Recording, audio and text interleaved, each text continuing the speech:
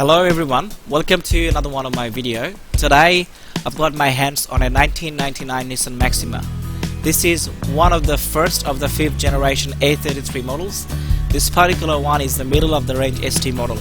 Here in Australia, Nissan also offered the entry-level S and the range-topping TI models.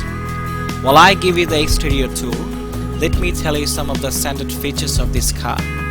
This one comes with 16-inch alloy wheels with ABS disc brakes, remote central locking with engine immobilizer, chrome grille and a small spoiler at the back. Inside you have leather steering wheel and gear knob, some wood grain inserts in the central console area and door trim.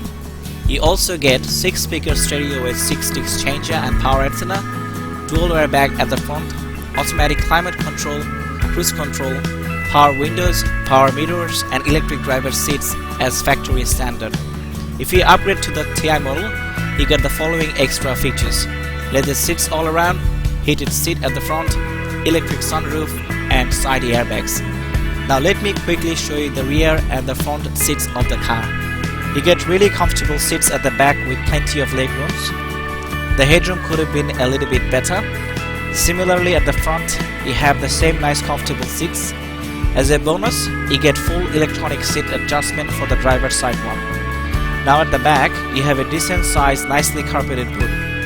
You can see the CD changer on the left hand side of the floor.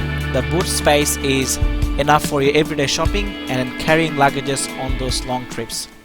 The best thing about this car is the engine. All three models comes with the same award-winning VQ30D 3-liter V6 engine, which was one of the world's 10 best engine for 7 consecutive years from 1995 to 2001.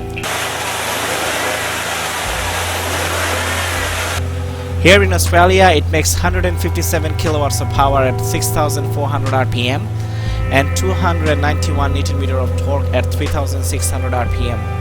There are versions of the same engine that makes 170 kilowatts of power from factory.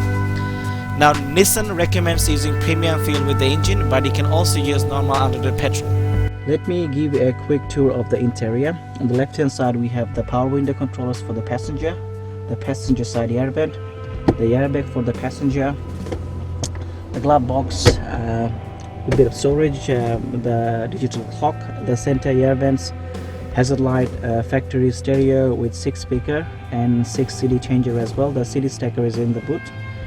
Another bit of small storage, the air conditioning controllers, your cigarette lighter, ashtray, 4-speed automatic transmission with overdrive function, coin storage, drinks holder, another bit of small storage here and a little bit of storage here as well.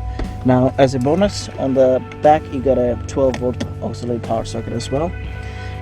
Then we have the washer controller and your turn signals, cruise control functions here, instrumentation cluster, lighting intensity from there, then your power window, power mirror controllers and all of the power window controllers are here. Then we have some map lamps or reading lamps.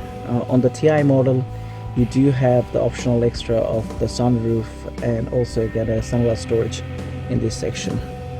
Let me quickly show you the instrumentation cluster. As you put it on accessories, you get few warning lights at the bottom left hand side and few warning lights on the bottom right hand side. Then we have the fuel gauge on the left, then you have the speedo counter, then you have the gear indicator in the middle, then on the right side we have the RPM and the coolant gauge. Next we're gonna drive the car and tell you more about it. I will start with the interior. The interior is nice and comfortable. The wood grain inserts, the leather wrapped steering wheel and the gear knob gives a subtle hint of luxury. The factory stereo sounds really good. The automatic climate control and the cruise control works flawless as well.